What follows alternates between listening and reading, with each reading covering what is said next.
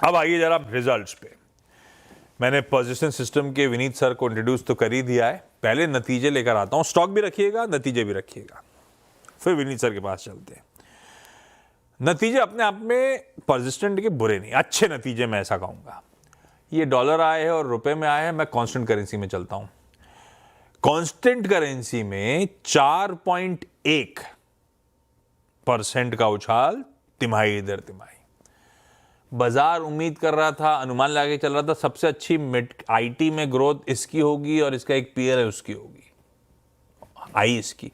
और हमारी expectation, street expectation, हमारी मतलब मेरा स्ट्रीट एक्सपेक्टेशन 0.4% की उछाल की थी, तो उससे तो कहीं बेहतर ग्रोथ आई है।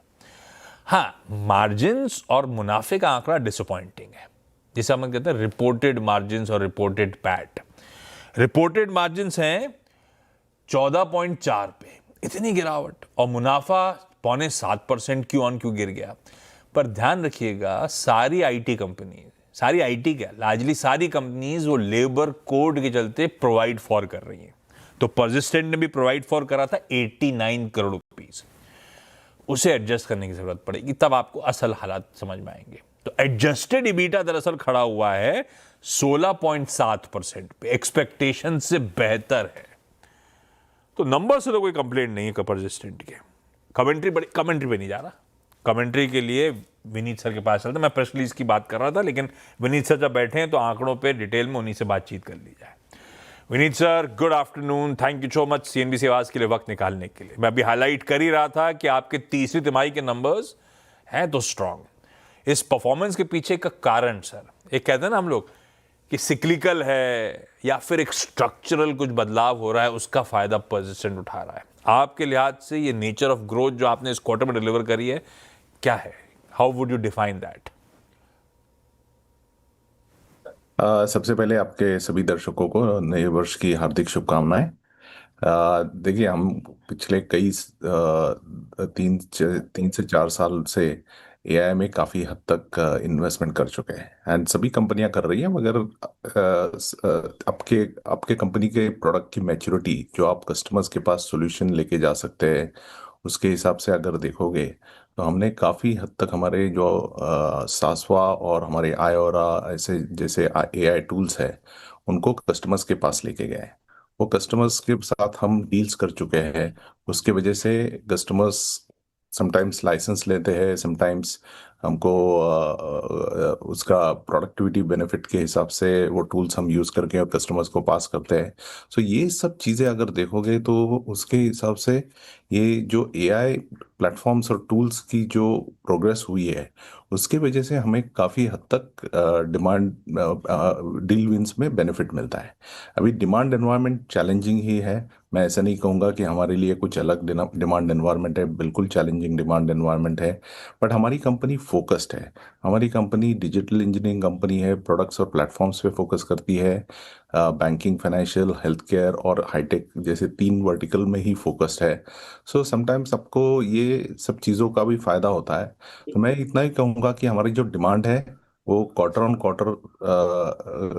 क्वार्टर डील विंस के सपोर्ट में है।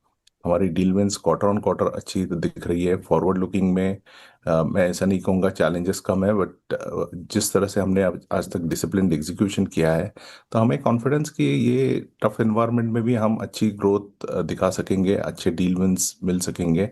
हमारी पाइपलाइन काफ़ी अच्छी हद तक स्ट्रांग है। तो मैं बिल्कुल वन ऑफ नहीं बोलूँगा, ये बिल्कुल स्ट्रक्चरली स्ट्रांग है हमारे लिए।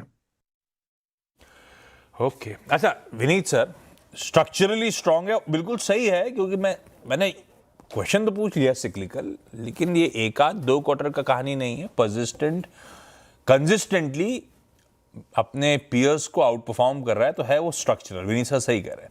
विनीत सर, लेकिन इस क्वार्टर में कौन से बिजनेस सेगमेंट्स हैं, या फिर यहां से कौन से बिजनेस सेगमेंट्स हैं जो आपको ज्यादा बेहतर नजर आ रहे हैं ग्रोथ के फ्रंट पे, ग्रोथ के लिहाज से? सो देखिए, बैंकिंग फाइनेंशियल पिछले कई क्वार्टर से अच्छी तरह से ग्रोथ दिखा रहा है। उसमें हमने काफ़ी हद तक नए लोगोज ऐड किए हैं। काफ़ी इस बार हम अभी यूरोप में भी थोड़ा सा एक्सपांशन करने की कोशिश कर रहे हैं। तो हमारे काफ़ी रिलेशनशिप जो पिछले कई क्वार्टर से इस्टेब्लिश हुए लार्ज मल्टीनेशनल बैंक्स में है, capital asset capital and wealth management में है, इंश्योरेंस ब्रोकिंग में है। तो ऐसे काफ़ी सब वर्टिकल्स हैं जहां हमारी काफ़ी हद तक अच्छे लोगोज जो इस्टेब्लिश किए थे उनके साथ रिलेशनशिप अब आगे बढ़ रही है। उसका benefit consistently banking financial services vertical में मिल रहा है। तो ये सबसे बड़ा कंट्रीब्यूटर है और लगता है कि आगे कई क्वार्टर तक बैंकिंग फाइनेंशियल ही हमारा ये लिए लीड करेगा। दूसरा हेल्थ केयर, जो आपको याद होगा कि साल की शुरुआत में थोड़ा सा सॉफ्ट हो गया था। हेल्थ केयर हमारे लिए पिछले 2 साल से अच्छी ग्रोथ ला रहा था, मगर ये पिछले साल की शुरुआत में थोड़ी सी उस ग्रोथ नरम हुई थी।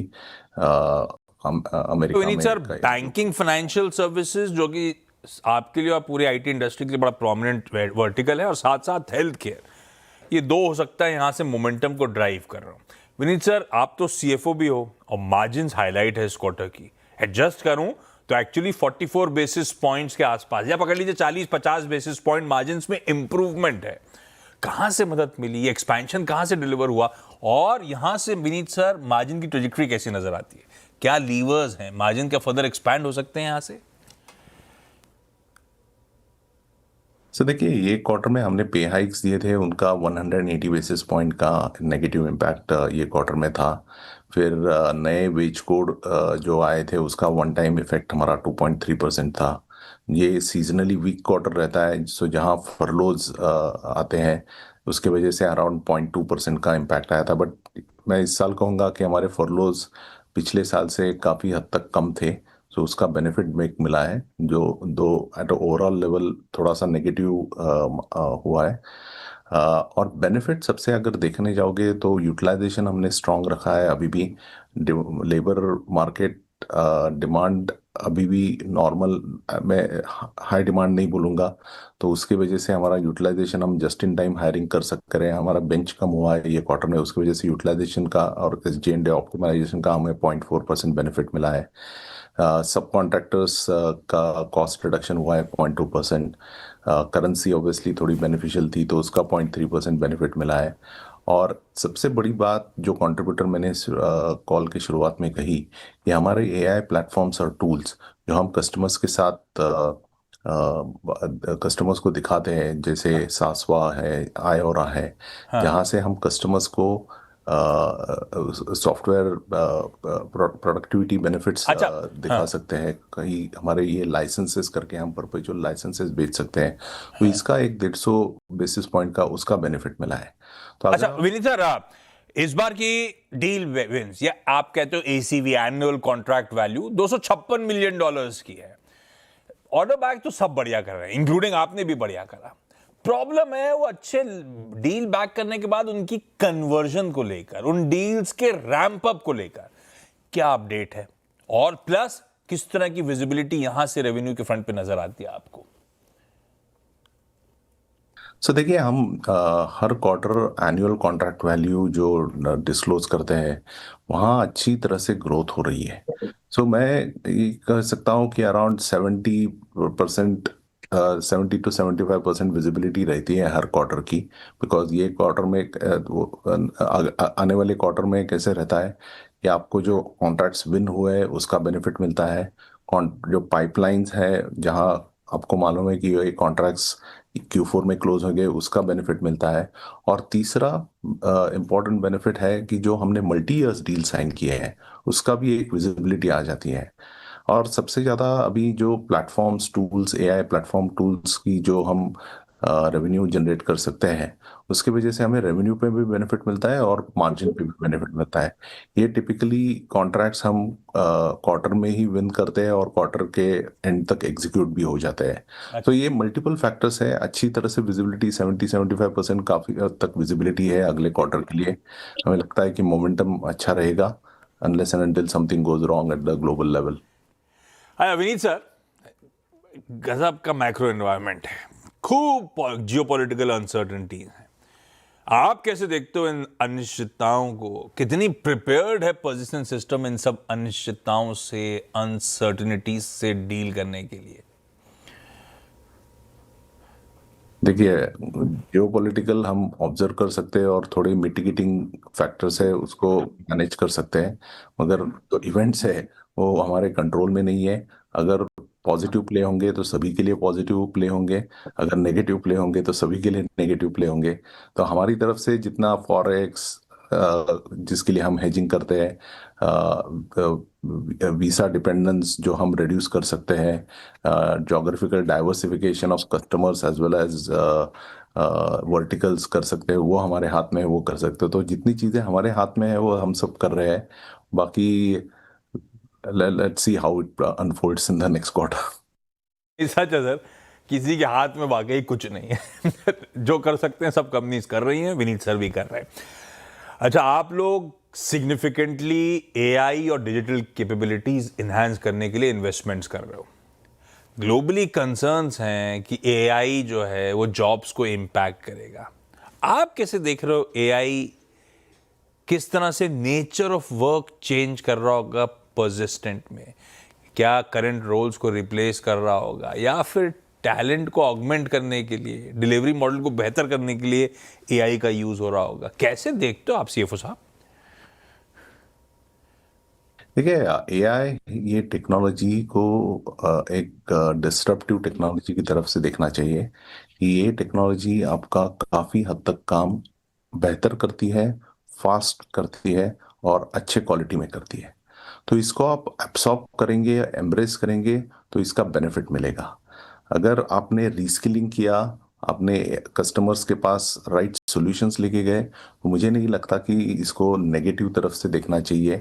अभी मैं हमारी एरिया फोकस ऐसा है कि जो हम एआई के टेक्नोलॉजीज एजेंट्स बनाते हैं वो हम कस्टमर्स के पास लेके जाते हैं। ये रियल प्रूफ ऑफ कंसेप्ट हम कस्टमर के पास रियल सॉल्यूशंस लेके जाते हैं। तो मुझे नहीं लगता कि एआई ये खतरा है, किसी को उस नेगेटिव तरफ से देखना चाहिए। रादर आप एम्ब्रेस करोगे तो आपका काफ़ी हद तक काम अच्छा हो सकता है, मोर प्रोडक्टिव हो सकता है। लोगों को ऐसा नहीं सोचना चाहिए कि मेरा क्या होगा, कि मैं कोडिंग क्या करूंगा। एआई को यूज करो, कोडिंग अच्छा होगा। आप कस्टमर के सॉल्यूशंस पे फोकस करो, कस्टमर्स को एफिशिएंसी और प्रोडक्टिविटी में बेनिफिट दे दो, तो एआई आपका अच्छा साथी बन सकता है।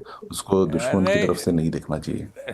नहीं, ठीक है, विनीत सर तो कह रहे हैं जब मैं एआई कोडिंग के लिए एआई का इस्तेमाल करूंगा तो इन्हीं का टीम लीड आके मुझे परेशान करेगा। देखिए Vineet sir, thank you so much जुड़ने के लिए, आज डिटेल में हमसे बातचीत करने के लिए।